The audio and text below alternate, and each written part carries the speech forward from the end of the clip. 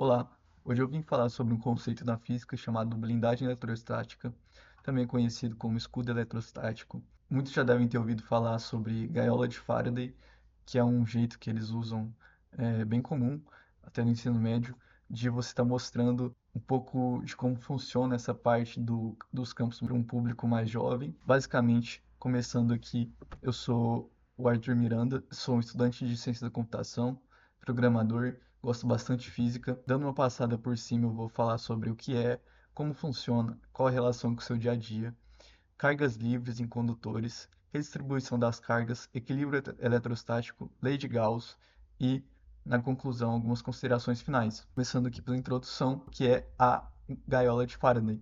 É um experimento utilizado para exemplificar a blindagem eletrostática. Foi realizado pela primeira vez pelo cientista Michael Faraday em 1836. Aqui está uma foto que é bem exemplifica bem aí o que é o experimento. Ele basicamente usa uma bobina de Tesla que é posicionada e ativada gerando um campo eletromagnético. Ele vai desencadear algumas cargas devido a DDP, um potencial elétrico entre dois pontos.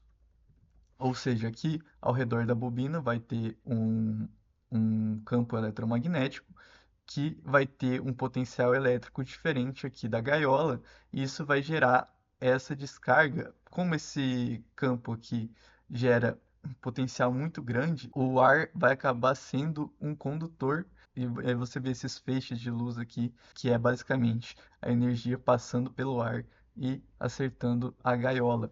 Uma gaiola de metal, como eu já falei, é posicionada envolvendo um objeto, o observador a ser, entre aspas, protegido da descarga, que deverá ter contato apenas com o interior da gaiola. Você pode ver que o rapaz aqui está apenas no interior dessa gaiola. Bom, existe também uma relação com o dia a dia. Um raio, ele ocorre, a grosso modo, quando há um campo elétrico gerado por colisões de partículas ali que estão cristalizadas dentro das nuvens. E esse campo elétrico, quando ele é suficiente para ionizar o ar ao seu redor, como já falei, o próprio ar serve como condutor, assim como ocorre na bobina de Tesla. E aí existe um campo grande aqui nessa região, o ar está ionizado. Você vê esse feixe de luz aqui, que nada mais é do que um raio, cai por causa da diferença de potencial que há aqui na atmosfera e no chão, ou no carro, ou numa árvore, dependente. Por isso você tem que tomar um pouco de cuidado quando for andar perto de tempestades. E no caso de você estar numa tempestade que existe um risco de cair um raio ali na região, um bom lugar para se esconder ou para se proteger é dentro de um carro, porque o carro funciona como uma carcaça metálica, como a gente viu no experimento, e os indivíduos no seu interior vão estar seguros desde que não encostem na parte exterior do metal. Outra relação que tem com o dia a dia e não envolve feixes de luz, mas é tão legal quanto, são os cabos blindados que utilizam essa malha metálica ao redor dos fios. É bem perceptível nesse cabo aqui, nesses aqui.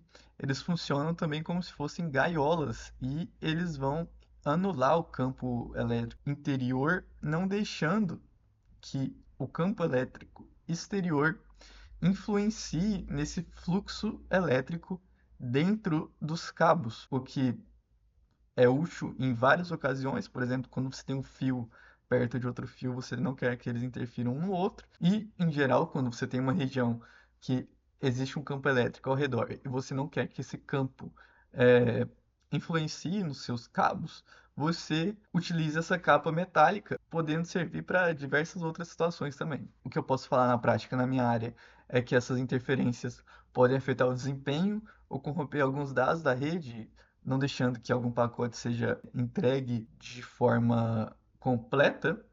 E então, esse, essa aplicação da física é essencial no cotidiano de grande parte das pessoas, para não dizer todas as pessoas. Agora, como funciona essa explicação na parte física da coisa? Eu vou começar explicando como funcionam cargas livres em condutores. Os materiais condutores, como os metais, existem cargas livres que são principalmente elétrons, que podem se mover facilmente através do metal. Quando um condutor é colocado em um campo elétrico externo, as cargas livres correspondem imediatamente a este campo. Ou seja, quando você pega um condutor e coloca em um campo elétrico, essas cargas, que são principalmente elétrons, vão se mover conforme esse campo em que elas estão sujeitas. E como é este conforme que eu disse? Bom, os elétrons que têm carga negativa, eles tendem a se mover na direção oposta ao campo elétrico. À medida que as cargas livres se movem, elas se acumulam em determinadas regiões do condutor. Ou seja, quando você coloca ela nesse campo, elas tendem basicamente a utilizar o material do condutor ali e ir para o canto oposto do campo elétrico. Isso desencadeia um campo elétrico oposto ao campo externo. Esse movimento continua até que as cargas se redistribuam de maneira que o campo elétrico resultante dentro do condutor seja exatamente zero. As cargas vão se movendo para as regiões opostas ao campo que elas estão sujeitas, o campo exerce uma força, essas cargas criam um campo oposto, que exercem outra força. Assim, quando você pega o resultado dessa maçaroca toda, gera um campo elétrico resultante que é exatamente zero dentro deste condutor. Se houvesse um campo elétrico não nulo dentro do condutor, ele continuaria a exercer força sobre as cargas livres, fazendo com que elas se movessem até que o campo interno fosse anulado. Quando você coloca um outro campo externo, elas vão se mover de acordo e elas vão criar um campo elétrico oposto a esses dois campos externos, que vai fazer com que o campo elétrico interno seja anulado. E aqui a gente já consegue entender a lei de Gauss, que afirma que o fluxo elétrico total através de uma superfície fechada é proporcional à carga líquida encerrada por essa superfície. Matematicamente, isso é expresso como essa fórmula aqui. Beleza, muito legal. Agora eu vou explicar o que é isso tudo que eu falei e eu vou usar uma colinha aqui, porque lembrar isso tudo de cabeça é complicado. A gente tem aqui o φ de E, que é basicamente o fluxo elétrico total dentro de alguma superfície fechada qualquer, que é igual à integral de linha fechada, que é basicamente uma integral quando a superfície é fechada. Esse aqui é um vetor de campo elétrico vezes o vetor de área diferencial, que é um vetor pequeno associado a uma área infinitesimal da superfície, com direção perpendicular à superfície. Então, a gente tem que φ de E é igual à integral de linha fechada do vetor campo elétrico escalar vetor de área diferencial. De forma intuitiva, significa que a gente está somando algo sobre toda essa superfície fechada, como uma esfera ou uma caixa, e fazendo o produto escalar de E vezes dA, que calcula a componente do campo elétrico que atravessa perpendicularmente uma área pequena e somamos todas essas contribuições para obter o fluxo total através dessa superfície. Portanto, se a gente escolhe uma superfície gaussiana, uma superfície imaginária dentro do condutor, o fluxo elétrico através dessa superfície depende da carga líquida dentro dela. Porém, no interior de um condutor, as cargas livres se redistribuem de maneira que não há carga líquida no interior do condutor. A carga total reside na superfície externa do condutor, não na interna. Portanto, Qin é igual a zero dentro do condutor. Se Qin é igual a zero dentro do condutor, então φ de E também deve ser zero, porque a fórmula aqui está fazendo um escalar entre os dois para que essa integral seja zero e o vetor de campo elétrico dentro do condutor também deve ser zero. Isso confirma que dentro de um condutor em equilíbrio eletrostático, o campo elétrico é zero.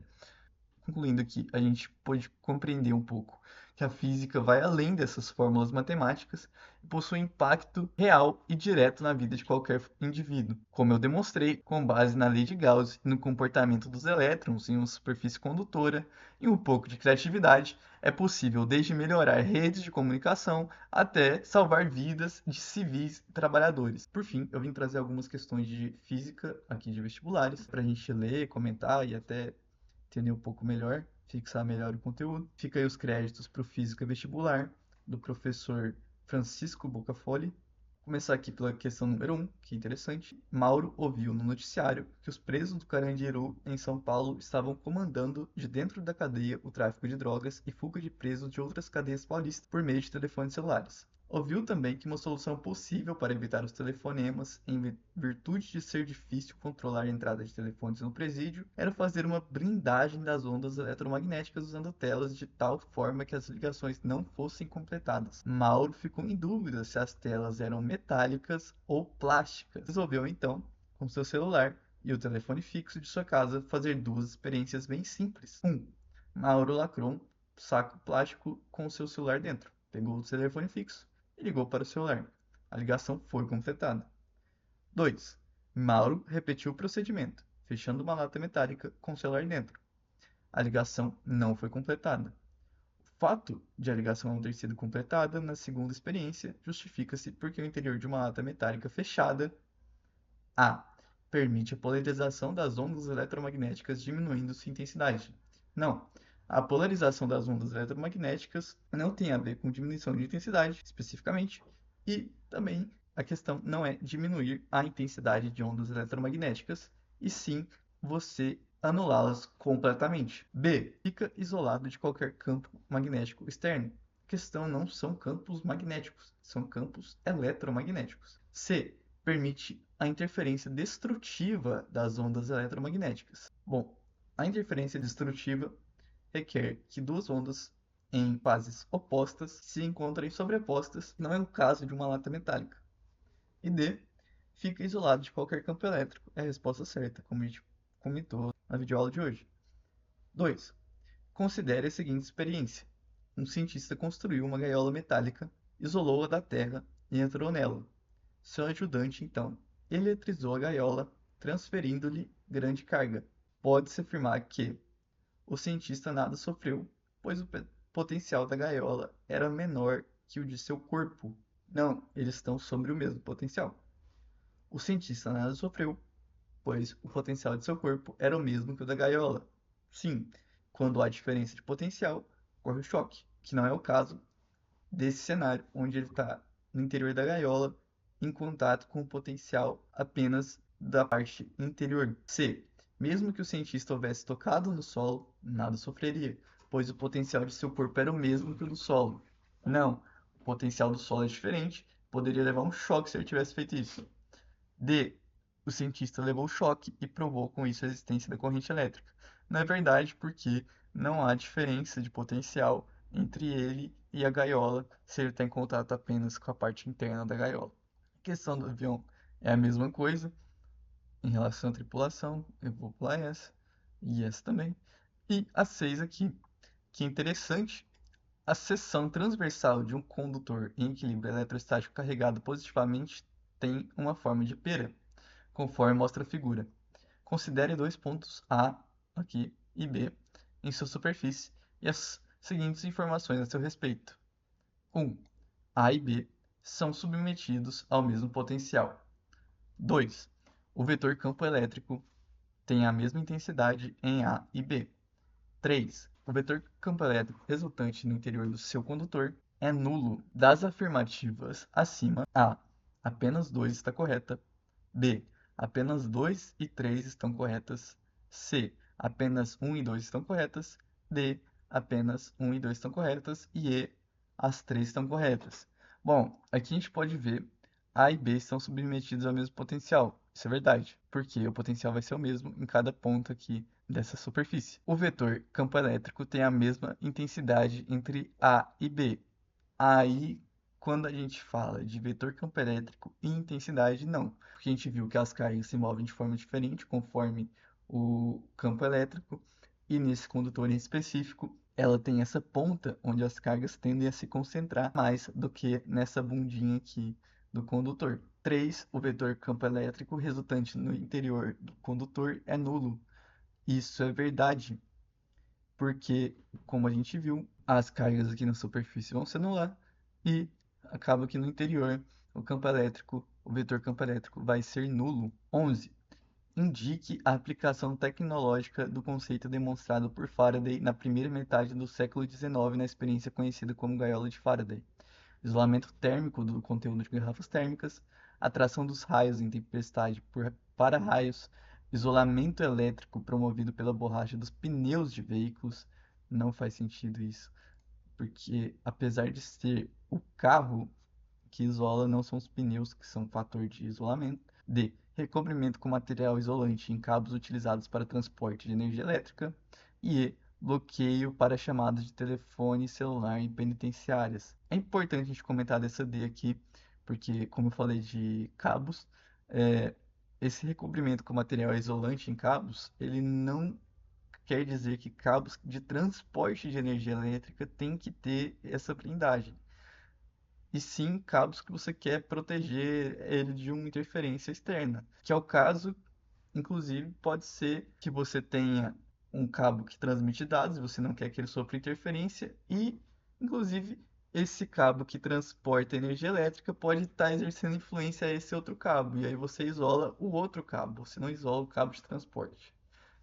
Agora, em relação a E, como a gente tinha comentado na primeira questão, o bloqueio para chamadas de telefone celular em penitenciárias é importante, e este é sim um exemplo de aplicação da gaiola de Faraday. Bom, por hoje é isso. Muito obrigado pela paciência e até a próxima.